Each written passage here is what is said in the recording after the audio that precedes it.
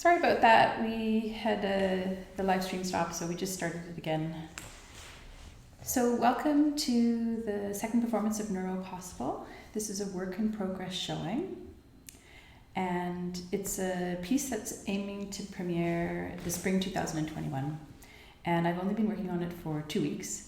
And luckily, my husband said yes to being my dance partner. And this is his first professional piece that he's in. So I have a big well of deep gratitude for him, because he understands how continuing to create is part of who I am, and that even while we're in creation, I need to keep working on things. And we will be doing a question and answer period afterwards. So you're welcome to write your questions in the comment section. The piece is about 25 minutes long. And then we'll talk a little bit about the creative process and answer any questions that people have. So thank you for tuning in.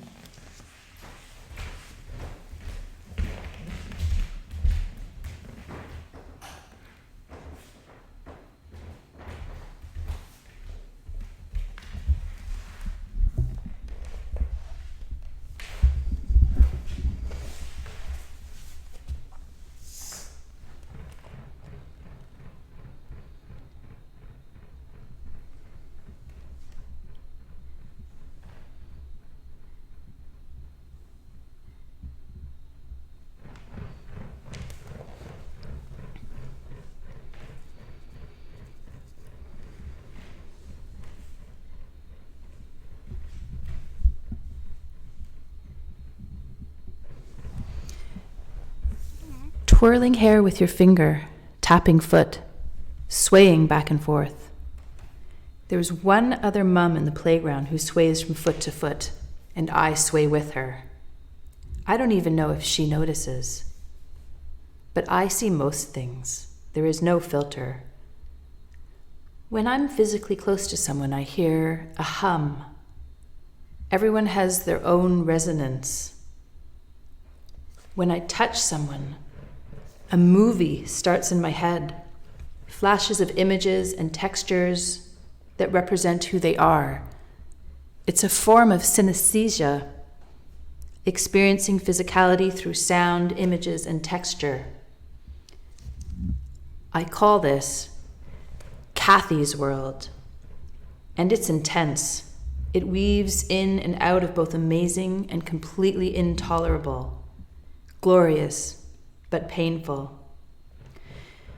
My family always said, "Earth to Kathy," or "Kathy just lives on her own planet."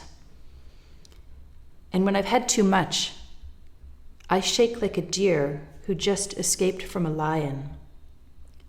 And when I need out, or when I'm not supposed to move because it's socially unwelcome, I still my body, and Kathy's world quiets. The intensity is gone, but there is an absence of texture and a grief from the loss. And when I let my body move again, Kathy's world returns, swaying back and forth from foot to foot.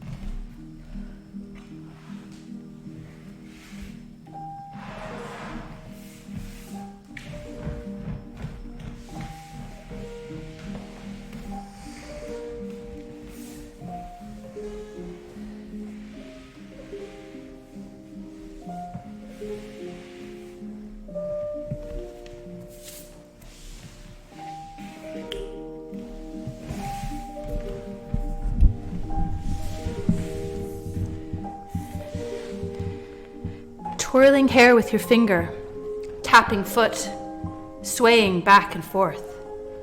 There is one other mum in the playground who sways from foot to foot, and I sway with her. I don't even know if she notices, but I see most things. There is no filter. And when I'm physically close to someone, I hear a hum. Everyone has their own resonance. And when I touch someone, a movie starts in my head. Flashes of images and textures that represent who they are. It's synesthesia. Experiencing physicality through sound, images, and textures.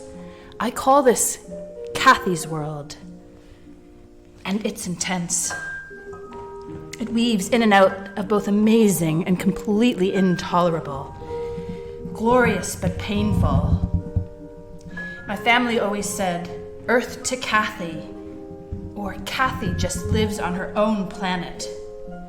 And when I've had too much, I shake like a deer who just escaped from a lion. And when I need out, and I'm not supposed to move because it's socially unwelcome, I still my body, and Kathy's world quiets. The intensity is gone, but there is an absence. And when I let my body move again, Kathy's world returns, swaying back and forth, from foot to foot.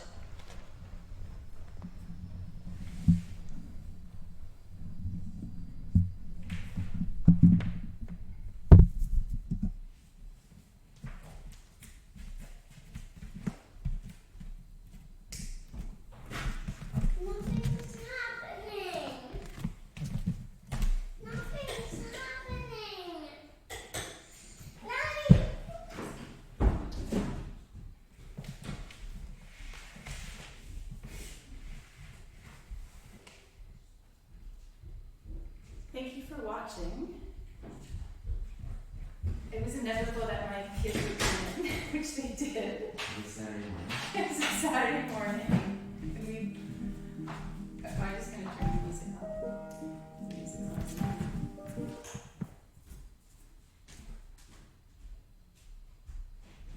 Okay, I'm just going to talk a little bit about creating peace. So, about 6 years ago, I got genetic testing done, and I actually got a definitive proof of how my brain is atypical, and an explanation of sorts for Kathy's world. And I think this is interesting, so I'm going to share it. So I have 2 double genetic defects in my ability to clear out neurotransmitters. So that means my brain makes neurotransmitters according to what experiences I have in life. And then, usually for a typical person, their brain has a process of clearing them out. So they have an even amount of neurotransmitter activity in their brain. But my brain, I make neurotransmitters well, but they don't clear out very quickly. So they build up. So if I have a rewarding experience, I feel rewarded.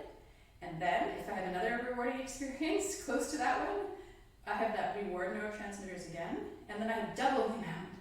So basically, through life experiences, I can get flooded with excess neurotransmitters, and it kind of has a feeling like too much popcorn popping in my brain, or like the motherboard's going to crash. Also, I think my synesthesia is related to this.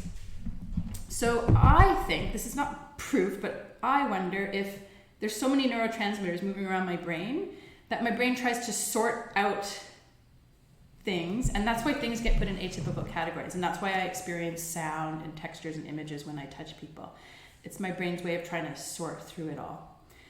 And it was really interesting because I've always thought of this Kathy's world that I have, and when I was growing up I thought everyone had Kathy's world, and then slowly as I started to get to know people more, I realized, oh, not everyone experiences life this way.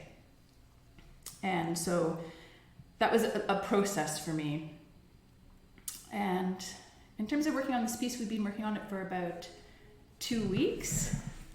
So it's not all gelled yet, but we premiered it on Wednesday live stream, and we had a question about some of the different sections. And when I create, I like to be in a process of not knowing yet. So I let kind of the magic happen and the not knowing and just working with intuition. And then at some point I bring a dramaturg in. I work with dramaturg Tristan Whiston, and he takes me through this process of help sorting out the meaning of everything, and everything gains clarity. So this piece right now is in like the intuitive phase process, where we're just like building the material and going with what feels right. Are there any questions in the... Well, Karen said kids are a part of the dance. Yeah. In more ways than one, yes, that is absolutely true. Cameo appearance there, but... just at the right moment, too. Yeah. That seemed to fit. It seemed to go with the story. Work that into the piece. Kathleen has the intention of doing a more family-oriented... Yeah, I was going to do a piece with my whole streaming. family in it, but it was too much to get together. So sometime in the next weeks, I promised my kids we're going to do a live stream with them in it. Yeah, the kids will get their chance to How is perform. it for you? And Cheryl suggested that you can add yourself to the list of great interruptions. Yeah, it's true. Yeah. How is it for you performing in your first piece that you've ever performed in? It was, like I said on Wednesday, I had learned contact improv, which Kathleen's dancing is based on, a while ago, and then haven't been going to jams just because, kids and maintaining the home front while Kathleen's off on her Wednesday jams. But, so there's a little bit of technique involved as well, but in terms of learning choreography, Kathleen has very clear vision of what she wants to see, but the dance is also improvised. So it's a very, do this, but just don't think about it and just, improvise, but don't improvise, kind of. Yeah, it's this thing I work with where I really want the story told, and we're going for a specific emotional thing and a specific frame. But within that structure, there's improvised elements. And it's choreographed in a way where I'm saying we want to hit this, this, and that at some point. And we want to listen to the music and react to it. But it's not set in stone. So the structure is the frame, and then we have ideas about what we want to do. And then how it unfolds each time is very different. Mm-hmm. And that's the same with my solo that I did in the alcove. There's just some ideas that I have, and I go into the emotion of it and just let the feeling take me. And some of the parts that are planned are the part when I go up on the windowsill, that's planned. The runaround part is planned, and the times when I tuck in and shoot out is planned, and the rest is just a frame of what happens. And it's so working as a dancer in that context is interesting, but I'm used to doing that because I'm used to filming Kathleen. So as a camera operator, you're filming something and she'll just like, whoa, you didn't do that last time. Interestingly, I think like that's your normal way of working. Cheryl was asking, do you find experience different sensation from dancing with set choreography rather than improvising? For myself? I don't have too much of a basis in comparison. I like improvised structures best. I find it allows my emotions to flow in easier. If I have a set piece, I always find the improvised moments in between the set choreography. So for me, it's all improvised. My students always say this thing when we work with a lot of improvisation, and they always go, "Oh my God, it's so good, it looks choreographed." And I think like, "Oh my God, it's so good, it looks improvised." So my aesthetic is that in the moment. And even with the most set choreography, if I can find that in the moment feel, then I'm happy. Did you come from a ballet background, and in the corps de ballet, it's like military precision. There's no room for being different, looking different, acting different, everything. You got to be the same. I know I have some friends who were very, very happy being ballerinas. I was not a good fit. I'm just different. I'm atypical, and it was very hard to fit into the corps de ballet. I tried very, very hard, and I think I did an okay job, but it came at a great cost. Are there any more questions? That's all. I think everyone, sorry about the technical glitch this morning. We're just figuring out this live streaming stuff. And we figured it out right, I think. I don't know what happened. I think everyone came over with us to the new stream here. Okay, good. Yeah, Cheryl just asking how you managed in the corps, and I think you... Yeah, it's very hard. Very hard. But the core is beautiful. Like just because I had a bad experience doesn't mean I think the corps de ballet different skill sets, right? It just wasn't for me. I know a lot of friends were really, really happy in the corps de ballet, and it was a great job, paid really well. Thank you, everyone. We're going to end the live stream because my kids need me. They need breakfast. They need breakfast. Kids need breakfast. Thank you, everybody.